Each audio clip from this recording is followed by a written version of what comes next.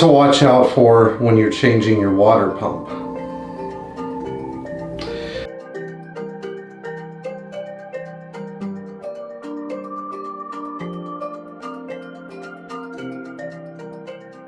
Okay, so in trying to do more relatable topics, because my buddy Jeff, who edits the Star, said I need to keep my content relatable. So I'm going to try to keep it relatable. We're going to talk about how to diagnose water pump failure on your Mercedes inline 4, 5, or 6 cylinder engine that includes gas and diesel models. And as a bonus, we're going to talk about what else can go wrong when you're replacing your water pump. This is particularly seems to be an issue on older diesels, just because of the lack of service those cars get. So if you have a 200D, 220D, 240D, 300D, 300D turbo, 240D of any kind, something to think about. So in my hand I have the thermostat housing and the water pump housing from a 240D. And so this is the same on a 300D turbo. It's pretty similar on a 240D or 220D or 300D 115 series car. Although if you have a 115 series 300D, let's hope you're probably going to have even bigger problems to deal with because of the total lack of space. So let's start with the simple stuff.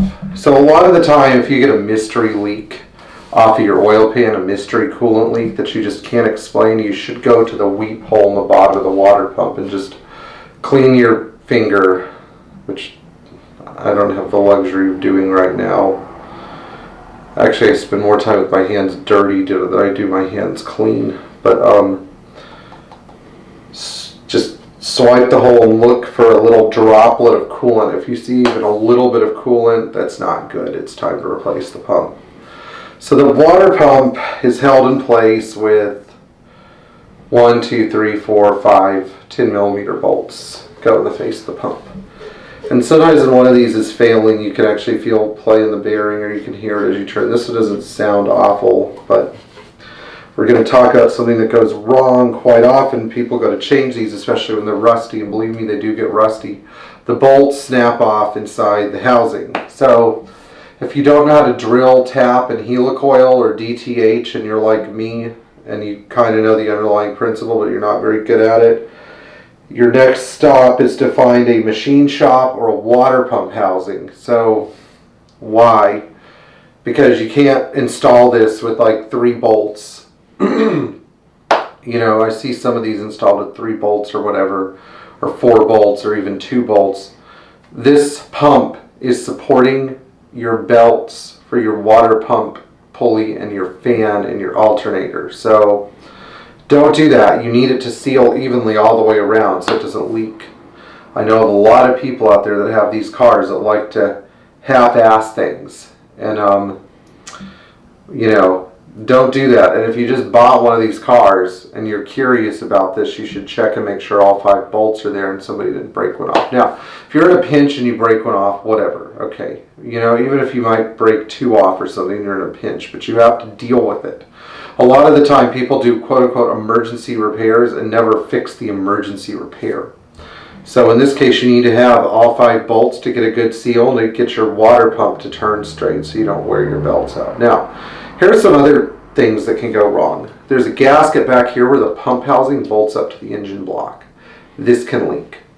Also up here you have your thermostat, and these bolts can break off as well, and they do break off. Another thing that happens is if you try to change this hose, pitting frequently occurs on the aluminum pipe when you take the hose off.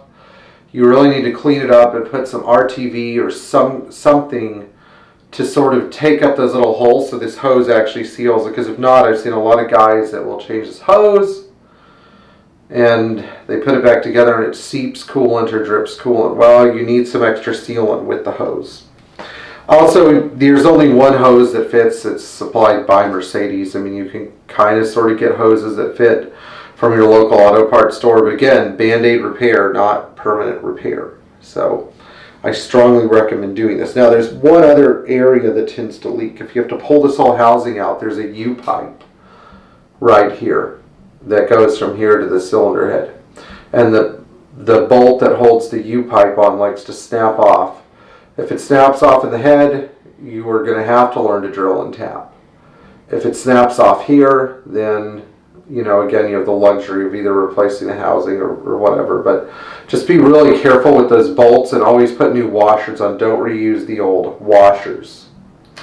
Now, as a bonus, once you're all done, especially if you have a 300D turbo and you need to bleach your cooling system, you can remove one of these two plugs right here next to the thermostat housing gasket, which, I mean, these bolts almost never break because they're 8mm wide bolts instead of 6mm wide bolts. But you should make sure the contact surface is clean.